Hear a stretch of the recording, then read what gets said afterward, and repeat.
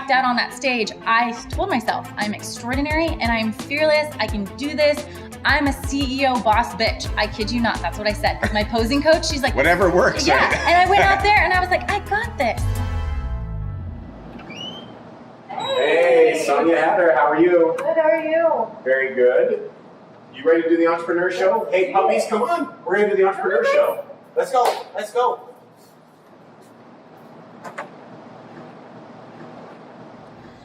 Welcome once again. It is time for the entrepreneur show. And look who I have here. Sanja Hatter, how are you? I'm good, how are you? I'm awesome. And you have a very cool, interesting story about entrepreneurship, fitness, and some breakthroughs as an entrepreneurial mom and a wife and someone who is making a difference for others. So are you ready? I sound so amazing. Oh, I'm telling you. You've done a lot. And sometimes, because I know you, because we're friends, you don't give yourself enough credit because you've done some amazing, amazing things. I want to start with your journey here to the United States from your native country. And then we're going to talk a little bit about that mindset from people coming into the United States, that work ethic that's so valuable. So where are you from? I was born in Debeljaca. It's in Serbia and Europe. Sometimes people don't know. It's a little spot over there.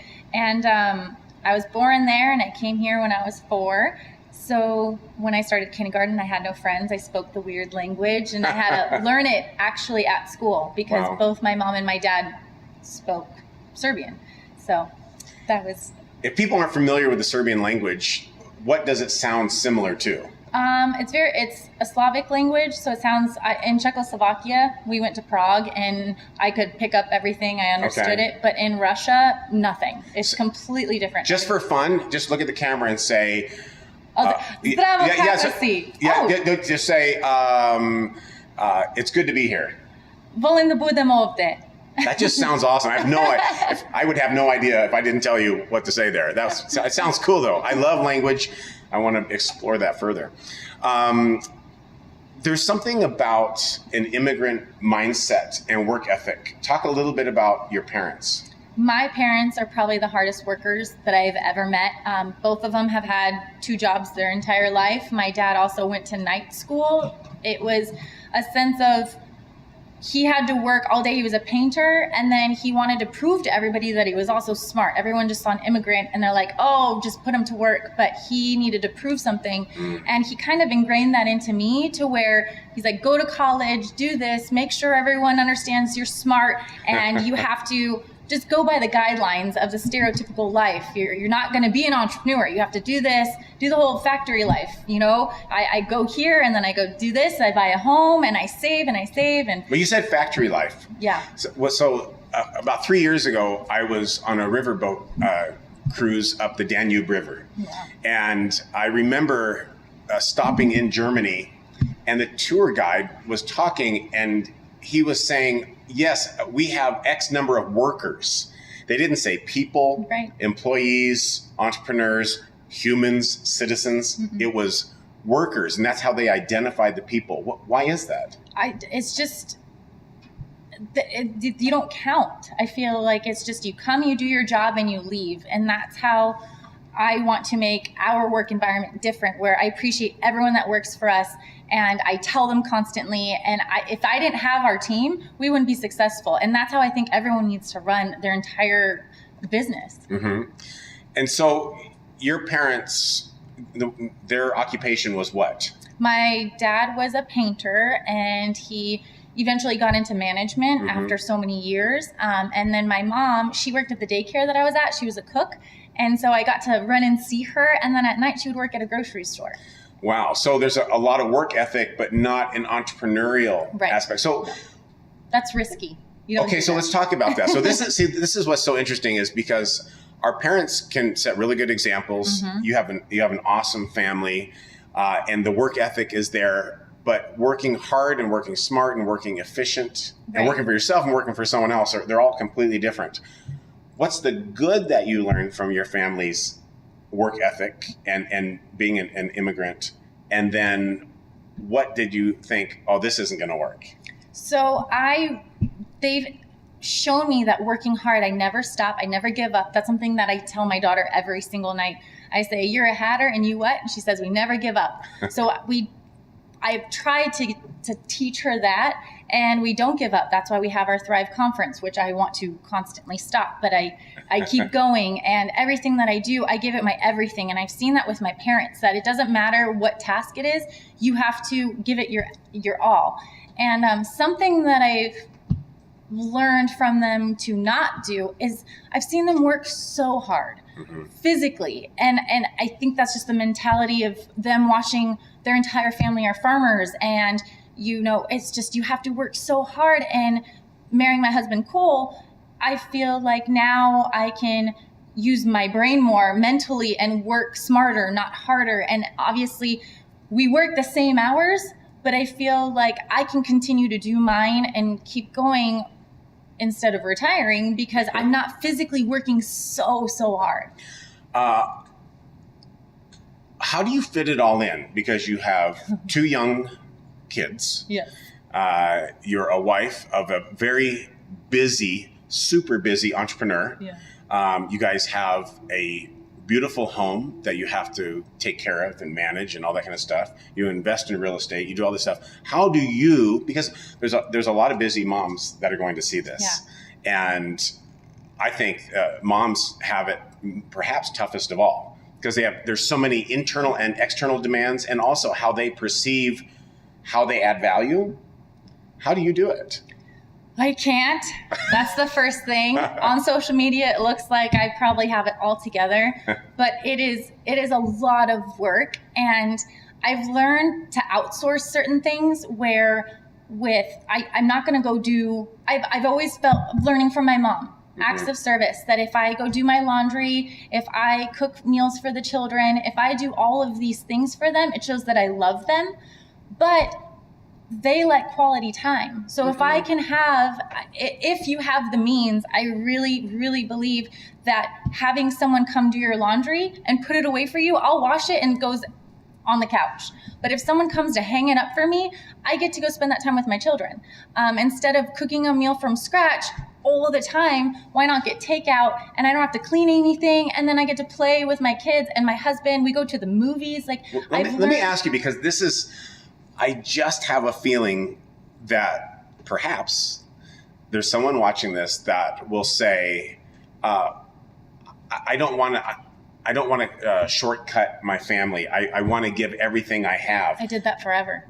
But I don't think anyone would love you less because you got some, easy recipe that was already half done and you just kind of dress it up a little bit. Totally. That doesn't change love. I would half-ass everything. The clothes would be half up. The meals, I would just make one, and then one child doesn't like it. I tried to do everything and I just burnt myself out and I was miserable. I couldn't give my husband the love he needed. I couldn't give my kids the love they needed. And I'm not saying have a housekeeper come to your house every day. I have someone come once every 2 weeks. And that 6 hours that he spends scrubbing toilets, do you know how much time that saves? So all these women that feel like, I was so worried about being judged from all these other moms. Am I not the Pinterest mom if I don't have this perfect birthday party with all the decor? No, the thing that is most important is your relationships and the impact you're going to make on this world, and forget about all that tedious stuff if you can. Some people don't have the means to do it. So I totally understand, but just remember, all you moms and all you dads, what's important is being there with your family and helping the world. And if you can outsource something, don't feel guilty. It took me 33 years to figure that out. So well, you have to know what you're good at, what you're not good at. Exactly. And then what's below your pay grade. Because we all have a different threshold of saying, well, if I can outsource it for X dollars, then it's worthwhile. And if it's more than that, then that's kind of more in my wheelhouse. So we have to kind of figure that out and thread that needle. You touched on it a little bit. Those are the love languages. When we come back after this first commercial break, we're going to talk about the love languages and what that means for entrepreneurship, friendship, family, and so on. And then in the third segment, we're going to talk about your fitness competition and what you learned about you as a person, not just getting in great shape. So stay with us. We'll be right back.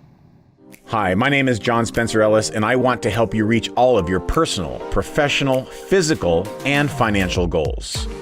You have greatness within you, and sometimes you just need a coach, a trainer, and a mentor to help you realize your full potential. Since the age of 12, I have immersed myself in the study and practice of maximizing human potential, physically, mentally, personally, professionally, and financially. I believe you and I have so much to offer, to experience, and to give to the world. It's time for you to step into your brilliance and shine like you're supposed to right now.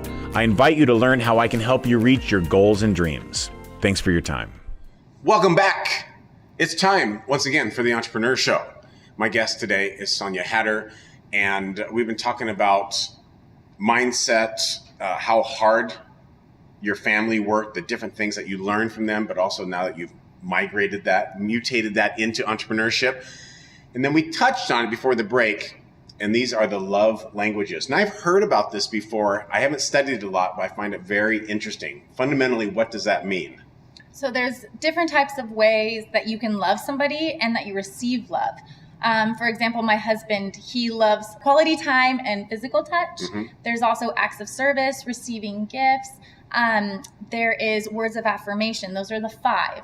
And each person needs to feel loved a certain way. I'm not quite sure how you feel loved, but I would say just walking around your home, you do enjoy receiving gifts. It doesn't need to be something materialistic and very expensive. It's the thought. He was showing me specific things around his home that meant a lot to him. The things that you have in frames, the memorabilia. Yes. So that means a lot to you that someone took the time, that they knew that Ocean's 11 was your favorite movie and they put that together for you. Yeah. And so that's my love language. I love to give gifts to people. Mm-hmm. I love to see what they like and to make it custom for them, because it's so much thought that gets put into it. It could even just be a Post-it that says, I love you on your shower. And the thought that someone took to write that on that piece of paper could also be considered words of affirmation. Yeah, for me, it has nothing to do with the dollar amount, exactly. The value of it at all. I just got a note from a student who's also a friend of mine who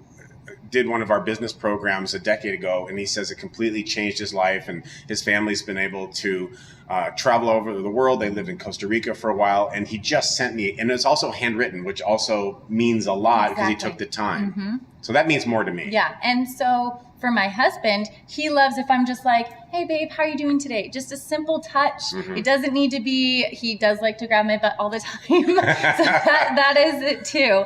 But for me, I love acts of service. So when I want him to just throw out the trash, means he loves me. I don't need him to say, I love you, I love you. If he throws out the trash, I'm happy. So he's walking around thinking I don't love him because I'm not touching him, and he's grabbing my butt. That's how he feels loved. I'm throw out the trash, and he just thinks of it as trash. So basically, if he does the dishes and takes out the trash, that's like domestic porn. Oh my, yes, it's amazing.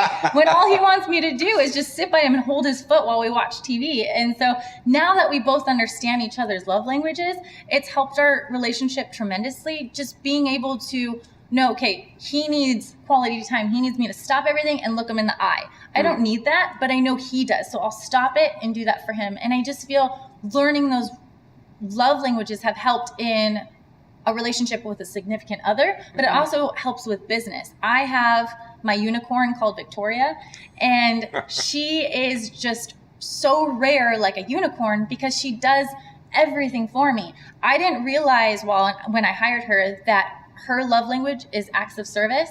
So when she comes to my house, she brings me a cup of coffee. She goes to Starbucks every single morning, gets me my favorite coffee. She leaves and gets my favorite lunch. She'll change my daughter's poopy diaper. She'll wash my dishes. And I'm like, this is not your job. But for her to go above and beyond what she needs to do is her love language. And that is the best person to hire. I just came across that when I was learning the love languages, to look for somebody that acts of service is their love language will help your business extremely.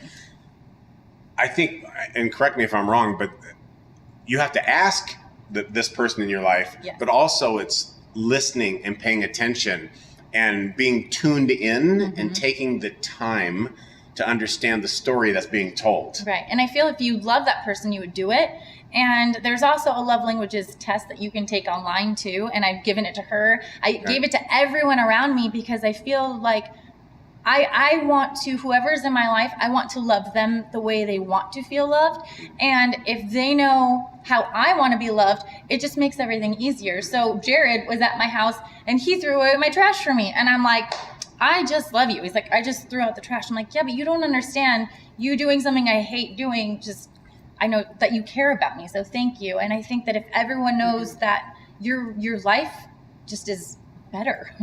I think what happens is people don't take the time to ask the right questions and then the time to get the right feedback and then listen when the feedback is being given so you know how that person wants to be loved or experiences love or understands love. Exactly. There's a saying, it was actually something in Pulp Fiction of all movies. You'd think there's actually something redeeming in that other than really awesome dialogue from it was a 1994 movie, I think. And is when they're sitting in the diner, and she says, when you're, and I'm paraphrasing, I can't remember it exactly, but she says, after you speak, are you waiting to speak again, or are you listening? Or are you waiting to like jump in, or are you really paying attention? Yeah, everyone wants to talk about themselves. and that's understandable because we want people to know us and like us. Mm-hmm. But yet, you know who says this really well is Michael O'Neill. You know Michael, yes. Right? And he says, it's better to be interested than interesting. I like that. That is good. Yeah. And I thought, wow. Yeah. and I think that goes back to the love language that you're talking about. So if for in business, what's the best thing to do if I hire someone to work with me in whatever capacity? Do I have them just take the test, or are there just some fundamental preliminary questions I can ask? There's the test. It probably takes 8 minutes, but I think that it would help so much because, for example, what if someone comes into your job and they're your assistant? They need to know all the time that you care about them. They probably want to hear, hey, you're doing a great job today. Mm-hmm. Thank you so much for getting me that. And if you don't say any of that, they don't feel that you care about them. When you're, hey, I'm writing you a fat paycheck, here you go. They don't care about the paycheck. They want you to look them in the eye, give them words of affirmation. Hey, I'm doing a good job. Some people that, for example, my husband who likes physical touch, obviously that can't happen in the workplace, but a simple high five, a handshake, a pat on the back, it goes a long way. Victoria, we were making a joke because that was her second love language. You could be bilingual, they call it, where both of them are very close together. And she's really funny. When she leaves now, we do a high five or I'll give her a pat on the back. And it was a joke at first, but the other day she was leaving and she was by the door and I was like, hey, air high five, good job. And she ran all the way back to me to give me that high five because it's the way that she feels loved. And now that I really see it, I could just see it. She had a big smile and she walked out the door. I'm like, a simple high five. So she's also, that tells me she's also more of a kinesthetic learner. Yeah. Which is good. You know, are they visual, auditory, kinesthetic? That is and if you can tie that in with their love languages, and I'm going to hallucinate if you did an analysis of both of those, there's going to be correlation. Mm-hmm. It may not be exact, but there's going to be correlation. So it's best to ask questions. And as Michael O'Neill says, it's better to be interested than interesting. Yeah. And that means you're paying attention more than you're concerned about telling someone how awesome you are or your woes or whatever it is. Completely. That's why my friends, they call me their white Oprah friend because they all come to me with their problems. I really enjoy listening, and that's probably why I got a minor in psychology. I love hearing what people are going through and trying to help them figure out how I can help them in a way. And so just listening, people are like, man, Sanja's so great. She's always there for me. And I'm like, I just listen. Like, it's not hard to be a good friend, just taking a minute and just listen. Or if you're a boss, there's so many things that employees are going through. And if you could take a minute, just step back, do a one-on-one with them, it goes such a long way. Absolutely. When we come back, we're gonna talk about your fitness competition and what that taught you about you, not just how to make your body strong and lean and cut and ripped and shredded and all those other awesome things. A good therapy session next. Yeah, exactly. Stay right where you're at. Hi, my name is John Spencer Ellis, and I want to help you reach all of your personal, professional, physical, and financial goals. You have greatness within you, and sometimes you just need a coach, a trainer, and a mentor to help you realize your full potential. Since the age of 12, I have immersed myself in the study and practice of maximizing human potential, physically, mentally, personally, professionally, and financially. I believe you and I have so much to offer, to experience, and to give to the world. It's time for you to step into your brilliance and shine like you're supposed to right now. I invite you to learn how I can help you reach your goals and dreams. Thanks for your time. Welcome back to this final segment of the Entrepreneur Show. I'm your host, John Spencer Ellis, and that's Sanja Hatter.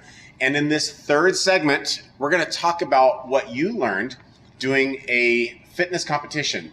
And not just about getting all buffed and jacked and ripped and shredded. That was nice. Because boom, that just happened. However, now, did you do bikini figure fitness? It wasn't bodybuilding. No, just bikini. Bikini, okay. Because each one is like a different level of muscularity and development. Right, which I didn't know until I went into it. So I'm glad I did bikini. Yeah. So aside from learning diet and all that, what was the main thing that taught you that will help you in your future? So I had 88 days until the show that I wanted to do. And the trainer at the facility said, you cannot do this in 88 days. So right away, my mind was like, okay, now I have to do it because someone said I couldn't. So let's see what I can do. And I wasn't trying to get first place like I did, just throwing it out there. But I love a good challenge. And it was on my bucket list. And I said, if I can do a show, a bikini contest, because I don't like this public speaking thing. And that was after 2 babies. That was after 2 babies, yeah. And I don't like being in front of people. So I said, what is the one thing that if I chose to do, will help me get over it? And so being on a stage half naked kind of helps. And so I did it. And then I spoke to 1,000 people the next month. And it was my stepping stone to get there. So when you walked on stage to speak to 1,000 people, and that was at Thrive, I'm guessing, yes. And we're going to talk about Thrive in just a second. How much did just walking on the stage differ? Oh my gosh, it was completely different. To do that fitness competition, I actually learned from John Assaraf just basically how to overcome fear. And so he taught me different techniques that I learned so that I could walk out on stage. And it just helped me so much. To visualize was one of the things. Visualization. Every day I had a picture on my fridge of me digitally put on a stage. Like it was a photoshopped picture of me on a stage in my bikini, and it was all over my entire home. So as I kept seeing that throughout the house, it kind of became normal. And so I wasn't as scared when I walked out on that stage. And then he taught me different techniques that I could overcome being scared up there, which I also did at the fitness competition. I went out there, I recognized that I was scared being naked on stage. Now obviously I wasn't naked, but let's just say that bikini, it was like close enough. Dental floss, yeah. And I recognized that I was scared. I released it. There's certain things that you can do to release that, breathing in and out, saying words of affirmation to yourself, knowing that you can do it.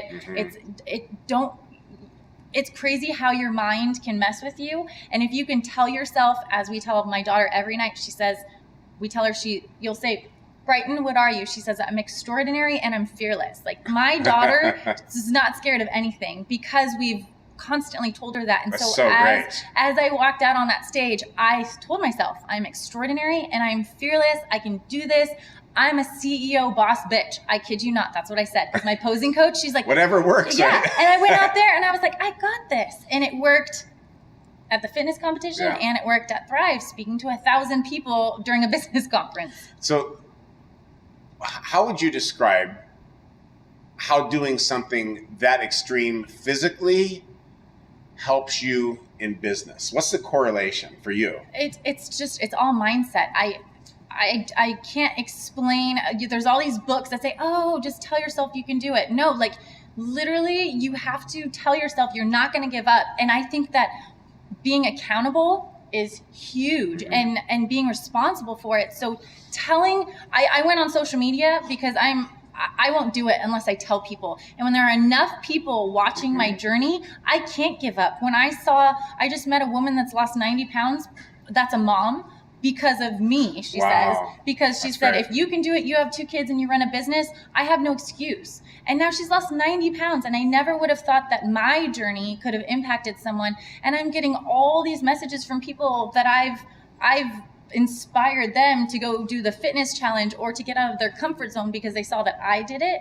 And so that type of stuff is what keeps me going, and I don't give up. So I think that if you do give up on things easily, if you give yourself a date, that helps so much too. If you know, okay, I had 88 days to train, I couldn't cheat and have that bite of macaroni and cheese. But if there wasn't a date, I'll be like, oh yeah, like for vacation. I told Cole, when we go to Hawaii, I was like, I want to fit in this bikini. And I had a date kind of, but no one was holding me accountable, so I did not fit in that bikini. So I don't always, like, when people are like, Sanja, you're amazing. I can't believe you did this. Like, you never fail. I'm like, I fail all the time. And I think that's a good thing, because before I never did, because I was too scared to try anything. And now that I'm putting myself out there doing stuff like this and just trying new things, I'm failing, but I'm also succeeding in ways that I never thought was possible. So, yeah, and by the way, she said it briefly. She did win that competition. I did, first place. I know you can't tell now because it's been a year, but the muscles are still in there. The foundation is there. Yes, you can bring it back fast. Right? Muscle memory. That's right. Yeah. So in this last piece here, I want to go over, well, basically how we met, and that is through Thrive. At Make Money Matter. I was fortunate enough to be a speaker at the second year, I believe, and when it was in San Diego. Now it's here in Las Vegas.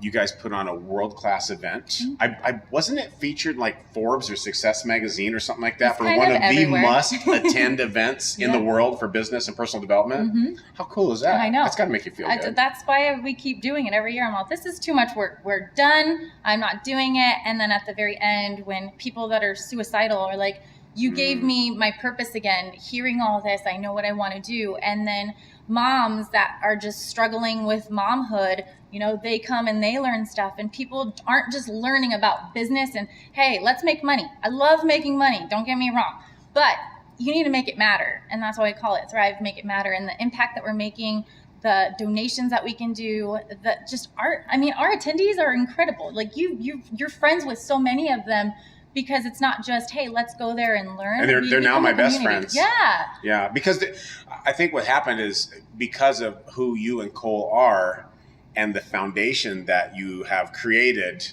and the vibe, if you will, that you set, you're only going to attract a certain type of people. And they've all been absolutely incredible. And it's funny because as we get close to the event, there's a Facebook group, and everyone say, I can't wait to see my friends again. It becomes like a brotherhood and a sisterhood of everyone coming together, and they're doing business deals together. I know some of them are attending each other's weddings. They're going on vacation together. And then everyone comes back here to Vegas every year to celebrate, probably party a little bit too, learn a bunch, and just connect with friends. But you guys have done such a good job. So just for people who may be considering putting on an event, now you guys, there'll be 1,000 people here? Yeah, it's over 1,000 this year. We grew. Biggest ever. 1,000 people. So how do you, if someone wants to put on an event, what give them a couple bits of wisdom of what it takes. Don't do it. I'm just kidding. It is a lot of work, especially when that size. There's so many logistics. We have over 20 speakers, and so trying to get flights coordinated and hotel rooms, and we have meals, VIP dinner, we have a pool party, we have a cocktail party. There's just so many moving parts. And so I don't even, it's like 10 weddings in one. But I think it depends what kind of event someone needs, and you have to prioritize everything, because I have the biggest list, and there's certain things that are time sensitive. So make sure that you do those that are need to get done, things that need to get ordered, and then you can keep going. I've put on some events in the past. Some have been wildly successful and other ones have been a flop. And it's really, really tough. And whatever you think it will cost, it will probably cost twice as much. If you think you need 3 months to prepare, you need 6. Yeah. And if you think you'll get 100 people the first time, you might get 50. Yeah. I mean, that's just the reality. I'm not trying to be a downer. I'm just saying it's tougher than you think. It's incredible when it's successful. Like you guys have done so well with it, and truly, truly world class. And you're doing good work too. It's because we have speakers like you. We have, I mean, look at all that you've accomplished. So you've walked the walk. So we like to have the people that are learning see someone that's truly done it. And then look at all the good that John does. You and your wife, it's just, that's why it's harder to fill our event, because it has the philanthropist side, and everyone said, hey, no, you got to do business. Like you have to teach people how to 10X everything. You got to go on the grind. You got to hustle. And I said, yes, that's true. And you can have all this wonderful stuff, but when you die, none of that's coming with you.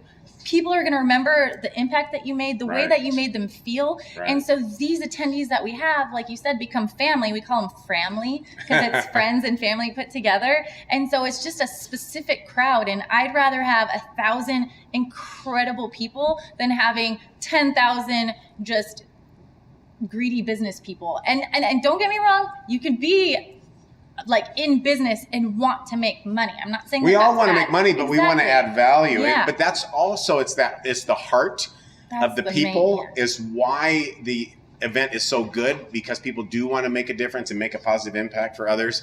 And that has cultivated or curated a very incredible, beautiful group of people. So you guys should be super proud. If you guys want to attend that next year, because at the time of this filming, you're going to miss this year's and you're going to be disappointed. So you got to go next year. And that's attendthrive.com. Attendthrive.com. Sanja Hatter, thank you so much. I appreciate it. Well done. You have just experienced another episode of the very incredible Entrepreneur Show. I'm your host, John Spencer Ellis. I'll see you next time.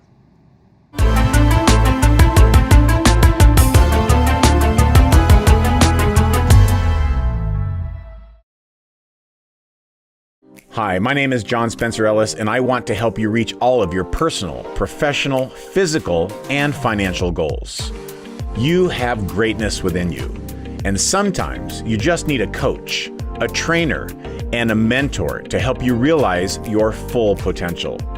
Since the age of 12, I have immersed myself in the study and practice of maximizing human potential, physically, mentally, personally, professionally, and financially.